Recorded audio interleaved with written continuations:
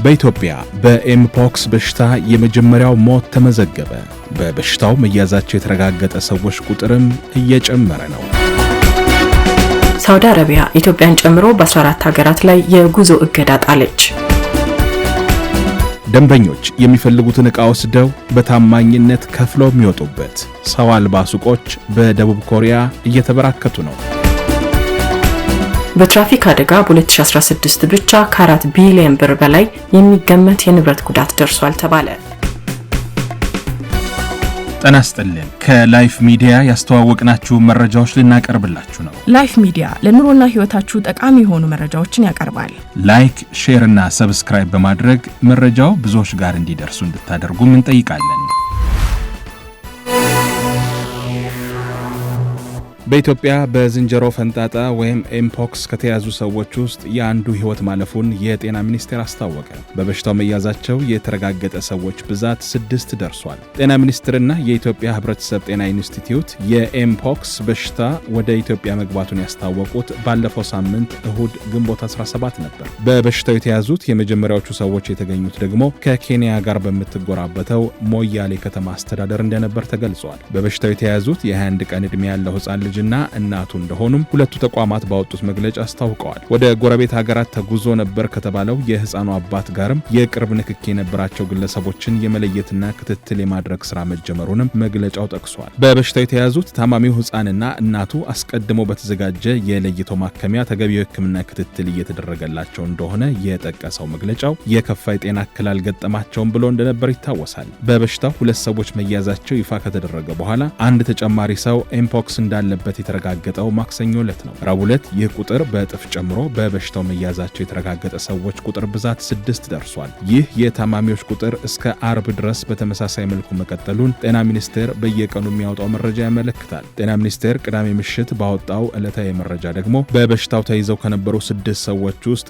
የአንድ ግለሰብ ህይወት ማለፉን ይፋ አድርጓል። በበሽታው ተይዘው ከነበሩት ሰዎች መካከል የየትኛው ግለሰብ ህይወት እንዳለፈ ሚኒስትሩ አልገለጸም። ከዚህ በተጨማሪ ቅዳሜ ዕለት ብቻ በበሽታው እንደተያዙ በመጠርጠራቸው የላቦራቶሪ ምርመራ የተደረገላቸው ሰዎች ብዛት 9 እንደሆነ ተመላክቷል። ከረቡዕ ዕለት ጀምሮ በአጠቃላይ የተከናወኑ የላቦራቶሪ ምርመራዎች ብዛት 6 የነበረ ሲሆን ትናንት የተደረጉት ምርመራዎች ይህንን ቁጥር ወደ 15 አሳድገውታል። ሞንኪፖክስ በተባለ ቫይረስ አማካኝነት የሚከሰተው የዝንጀሮ ፈንጣጣ ወይም ኤምፖክስ በበሽታው የተያዙ ሰዎች ትኩሳት፣ ራስ ምታት፣ እብጠት፣ ሽፍታ፣ ሳል፣ የጀርባና የጡንቻ ህመምን እንዲሁም የቆዳ ቁስለትና ድካም ይታይባቸዋል። በበሽታው የተያዙ ሰዎች ትኩሳት ከተከሰተ በኋላ ከፊት ጀምሮ ቀሪውን የሰውነት ክፍል የሚያዳርስ እንዲሁም በአብዛኛው በእጅ መዳፍና በእግር መርገጫ የሚሸፍን ሽፍታ ያጋጥማቸዋል። በሰውነት ላይ የሚያጋጥመው ሽፍታ በጣም የሚያሳክክና የሚቆጠቁጥ ሲሆን በተለያዩ የለውጥ ደረጃዎች ውስጥ አልፎ በመጨረሻም እብጠት በመፍጠር ኋላ ላይ ይከስማል። ቁስለቱም ጠባሳን ትቶ ሊያልፍ ይችላል። ባለፈው ዓመት ነሐሴ ወር ላይ የአፍሪካ በሽታዎች መቆጣጠሪያና መከላከያ ማዕከል CDC የአፍሪካ የህብረተሰብ ጤና አደጋ ሆኖ የታወጀው ኤምፖክስ እስከ ባለፈው ሚያዝያ ወር ድረስ ጎረቤት ሀገራት ኬንያና ደቡብ ሱዳንን ጨምሮ በ9 የአፍሪካ ሀገራት ተከስቷል። በዚህ የሀገራት ዝርዝር ውስጥ የተካተተችው ኢትዮጵያ በሽታውን ለመከላከል ሲባል በኢትዮጵያ ህብረተሰብ ጤና ኢንስቲትዩት ውስጥ የድንገተኛ አደጋዎች ማስተባበሪያ ማዕከል ተቋቁሞ እየተሰራ እንደሆነ ተገልጿል። በበሽታው ተይዘዋል ተብለው የተጠረጠሩ ሰዎች የሚቆዩባቸው የተለዩ የጤና ተቋማት እንደተዘጋጁ እንዲሁም የጤና ተቋማት በበሽታው የተያዙ ሰዎችን ለማከም አስፈላጊውን ዝግጅት እንዳጠናቀቁ መነገሩ አይዘነጋም ሲል የዘገበው ቢቢሲ ነው። ሳውዲ አረቢያ በድምሩ በ14 ሀገራት ዜጎች ላይ የብሎክ ቪዛ ማውጣትን በጊዜያዊነት ማገዷን አስታውቃለች። ከነዚህ ሀገራት መካከል ኢትዮጵያን ጨምሮ 7 የአፍሪካ ሀገራት ይገኙበታል ተብሏል። ይህ የቪዛ እገዳ አዲስ የጊዜያዊ የስራ ቪዛ ማመልከቻዎችንና በመጠባበቅ ላይ ያሉትንም የሚመለከት ነው የተባለ ሲሆን በውጭ ዜጎች የስራ ኃይል ላይ የተመሰረቱ የሳውዲ አረቢያ ዘርፎችን እንደሚጎዳም ተገልጿል። በእገዳው ሰለባ ሆነዋል ከተባሉት የአፍሪካ ሀገራት መካከል ኢትዮጵያ፣ ግብጽ፣ ናይጄሪያ፣ አልጄሪያ፣ ሱዳን፣ ቱኒዚያና ሞሮኮ ይገኙበታል። ከዚህ በተጨማሪ ኢንዶኔዥያ፣ ኢራቅ፣ ዮርዳኖስ፣ የመን፣ ህንድ፣ ፓኪስታንና ባንግላዴሽ ተካተዋል። እነዚህ ሀገራት ከሳውዲ አረቢያ ከፍተኛ የሰው ኃይል ፍልሰትና የገንዘብ ዝውውር ስለሚያገኙ እገዳው ከፍተኛ ኢኮኖሚያዊ ጫና ሊያስከትል እንደሚችልም ተዘግቧል። የብሎክ ቪዛ የሳውዲ አረቢያ ቀጣሪዎች ቀድሞ በተፈቀዱላቸው ኮታ የውጭ ሰራተኞች እንዲቀጥሩ የሚያስችል ነው። የሳውዲ አረቢያ መንግስት የቪዛ እገዳውን የጣለበትን ዝርዝር ምክንያት ባይገልጽም ይህ እርምጃ በሚሊዮኖች የሚቆጠሩ ሰራተኞችን ዕጣ ፈንታ አጣብቂኝ ውስጥ ሊጥል እንደሚችል ካፒታል ዘግቧል።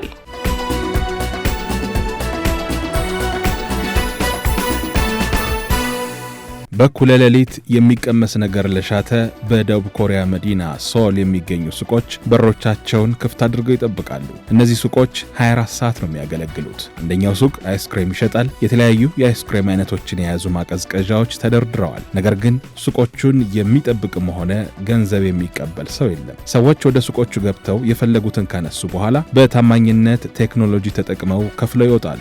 ከአይስክሬም ሱቅ በተጨማሪ የጽህፈት አገልግሎት፣ የቤት እንስሳት ምግብ እንዲሁም ሱሺ የተባለውን ተወዳጅ የሆነ ምግብ የሚያቀርቡ ሱቆችም አሉ። ሁሉም አንድ ሰራተኛ የላቸው። ሸማቹ ያሻውን አንስቶ ከመውጣቱ በፊት በማሽን ይከፍላል። በተጨናነቀው የከተማዋ ክፍል ሰራተኛ የሌላቸው መሸታ ቤቶችም አሉ። እንዲህ ያለውን መጠጥ ቤት ለማስተዳደር ከ12 እስከ 15 ሰው ያስፈልገኛል፣ ነገር ግን 2 ሰራተኛ ብቻ ነው ያለኝ ይላል ሱል 24 የተባለ መጠጥ ቤት ያለው ኪም ሱንግሬ።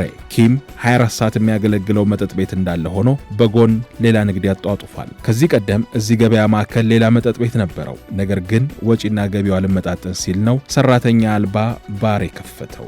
ለእንዲህ አይነት ቢዝነሶች መጀመር ላለፉት 10 ዓመታት የኮሪያ የውልደት መጠን ማሽቆልቆሉና የሰራተኞች ክፍያ መጨመሩ እንደ ምክንያት ይቆጠራል። ደቡብ ኮሪያ በዓለማችን ዝቅተኛ የውልደት መጠን ካላቸው ሀገራት መካከል አንዷ ናት። በአውሮፓውያኑ 2023 የውልደት መጠኑ 0.73 ነበር። ነገር ግን ባለፈው ዓመት ወደ 0.75 ከፍ ብሏል። የህዝብ ቁጥሩ የተመጣጠነ ሆኖ እንዲቀጥል የውልደት መጠኑ ወደ 2.1 ከፍ ማለት አለበት። ደቡብ ኮሪያ ለመጨረሻ ጊዜ እንዲህ ያለ የውልደት መጠን ያየችው በአውሮፓውያኑ 1982 ነው። ይህ ማለት ለስራ ወደ ገበያው የሚገቡ ሰዎች ቁጥር እጅጉን እየቀነሰ መጥቷል ማለት ነው። ከአውሮፓውያኑ 2000 ጀምሮ የደቡብ ኮሪያ ዝቅተኛ ክፍያ በየዓመቱ ጭማሪ አሳይቷል። እንደ ኪም ያሉ የንግድ ተቋማት ባለቤቶች ለሰራተኞቻቸው በሰዓት $7 ይከፍላሉ። እኔ ሰራተኛ አልባ ባር የከፈትኩት ዝቅተኛ ክፍያው በመጨመሩ ነው። ይህን መቋቋም የምችለው በሁለት መንገድ ነው፣ በሮቦት አሊያም ሰራተኛ አልባ ሱቅ በመክፈት ይላል ኪም። ሮቦት ማሰማራት ብዙ ገንዘብና ቦታ ይጠይቃል። ለዚህ ነው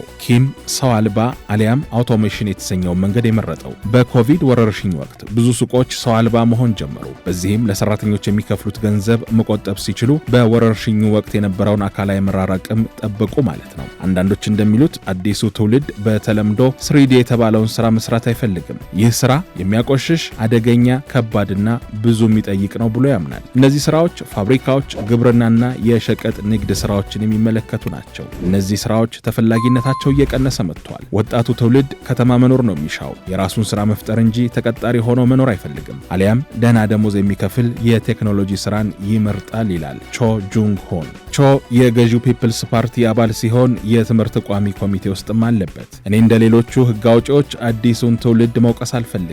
የመረጠውን ነው የሚያደርገው። ቁጥሮች እንደሚያሳዩት በሚመጡት ዓመታት የሰው ኃይል እጥረት ይጠብቀናል። ከወዲሁ ውስን የሆነውን የሰው ኃይል በጥንቃቄ ማከፋፈል አለብን ይላል። የኮሪያ ምጣኔ ሀብታዊ ጥናት ማዕከል እንደሚለው በሚቀጥሉት 20 ዓመታት 43% ስራዎች በማሽን ይተካሉ። ኮን ሚንጃይ ብራውን የተባለው የሰው አልባ ሱቆች አስተዳዳሪ የሆነው ድርጅት ኃላፊ ነው። ኩባንያውን ያቋቋመው ኮቪድ ማብቃት ሲጀምር ገደማ ነው። ሰራተኛ አልባ የሆኑ የልብስ ማጠቢያ፣ አይስክሬም፣ ሸቀጣሸቀጥ፣ ካፌና ኤሌክትሮኒክስ ሲጋራ ሱቆችን እናስተዳድራለን ሲል ለቢቢሲ ይናገራል። ምንም እንኳ ሱቆቹ ሰራተኛ አልባ ቢሆኑም ዕቃዎች ሲያልቁ መተካት፣ ማጽዳትና ሌሎች ስራዎችን ማከናወንም ይጠበቃል። የኮዎችን ኩባንያ እነዚህን ስራዎች ያከናውናል። ይህንን ስራ የሚሰሩ ሰራተኞች አሉ። የሱቆቹ ባለቤት ስለዚህ ጉዳይ ማሰብ አይፈልጉም። በወር $100 አሊያም $200 ቢከፍሉን ይመርጣሉ ይላል። ኮን ስራውን ሲጀምር 2 ሱቆች ነበር የሚያስተዳድረው። አሁን ከ100 በላይ ሱቆችን ያስተዳድራል። ይህ ሰው አልባ የሆነ የቢዝነስ መንገድ ለስርቆት አይዳረግም ወይ የሚል ጥያቄም በብዙዎች ይነሳል። ደቡብ ኮሪያ በጣም ጥቂት የስርቆት ወንጀል ከሚፈጸምባቸው ሀገራት መካከል ናት። ለዚህም ነው ሰው አልባ ሱቆች ስኬታማ የሆኑት። አንዳንድ ሰዎች ሳይከፍሉ ረስተው ይወጣሉ፣ ነገር ግን በኋላ ደውለው ይከፍላሉ።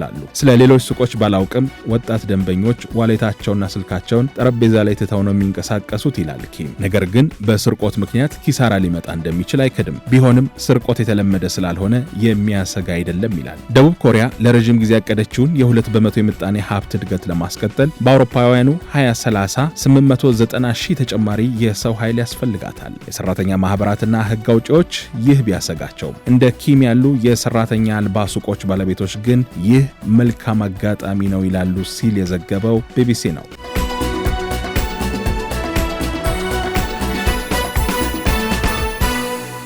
83 በመቶ የሚሆነው የትራፊክ አደጋ የሚከሰተው በአሽከርካሪዎችና በተሽከርካሪ ቴክኒክ ብቃት ችግር ምክንያት መሆኑ ተገልጿል። በከፍተኛ ደረጃ እየተከሰተ ካለው የትራፊክ አደጋ ውስጥ 69 በመቶ ገደማ የሚሆነው በአሽከርካሪዎችና 14 በመቶ የሚሆነው ደግሞ በተሽከርካሪ ቴክኒክ ብቃት ምክንያት የሚከሰት መሆኑን የመንገድ ደህንነትና መድህን ፈንድ አገልግሎት ገልጿል። በሀገሪቱ ከዕለት ወደ ዕለት እየጨመረ የመጣው የትራፊክ አደጋ አሳሳቢ ደረጃ ላይ መድረሱን የገለጹት በአገልግሎቱ የመንገድ ደህንነት ትምህርትና ግንባታ መሪ ስራ አስፈጻሚ ዮሐንስ ለማ ለአደጋው መጨመር ምክንያቱ ብዙ ቢሆንም በዋናነት የአሽከርካሪዎች ቸልተኝነት ተጠቃሽ መሆኑን ተናግረዋል። መሪ ስራ አስፈጻሚው አክለውም የእግረኞች የመንገድ አጠቃቀም ችግር፣ የመንገድ ሁኔታና በተለይ ጥናቶች እንደሚያሳዩት ከልክ በላይ ፍጥነት ማሽከርከር ለአደጋው ተጋላጭ የሚያደርጉ መንስኤዎች መሆናቸውን ተናግረዋል። አደጋው የሰው ሕይወትን ከማጥፋቱ ባለፈም አምራች የሚባለውን የሀገሪቱን ወጣት እያሳጣን ያሉት አቶ ዮሐንስ በንብረት ውድመት ላይ እየደረሰ ያለው ምጣኔ ሀብታዊ ኪሳራ ቀላል የሚባል አለመሆኑንም አንስተዋል። የትራፊክ አደጋው በአብዛኛው ከ5 እስከ 30 ዓመት የእድሜ ክልል ውስጥ ባሉ ሰዎች ላይ የሚከሰት ሲሆን አደጋውን የሚያደርሱት ደግሞ ከ18 እስከ 30 ዓመት እድሜ ያሉ አሽከርካሪዎች እንደሆኑ አቶ ዮሐንስ ጠቁመዋል። በ2016 ዓ.ም በንብረት ላይ በደረሰ አደጋ ብቻ ከ4 ቢሊዮን ብር በላይ የሚገመት ንብረት መውደሙንም እንደዚሁ አንስተዋል። የትራፊክ አደጋ ከጊዜ ወደ ጊዜ እየጨመረ መምጣቱን ተከትሎ አደጋው በትራፊክ ፖሊስና የሚመለከተው ባለድርሻ አካል ቁጥጥር ብቻ መቀነስ ስለማይቻል ሁሉም በጋራ ሊሰራ እንደሚገባም አሳስበዋል። ከላይፍ ሚዲያ ለዕለቱ ያዝናቸው መረጃዎች እነዚህ ነበሩ። ማንኛውም አስተያየትና ጥያቄዎቻችሁን በኮሜንት መስጫው ስር አስቀምጡልን። ሰብስክራይብ፣ ላይክ እና ሼር አድርጉ። አብራችሁን ስለነበራችሁ እናመሰግናለን። በቀጣይ ቪዲዮ እስከምንገናኝ በያላችሁበት ሰላም ሁኑ።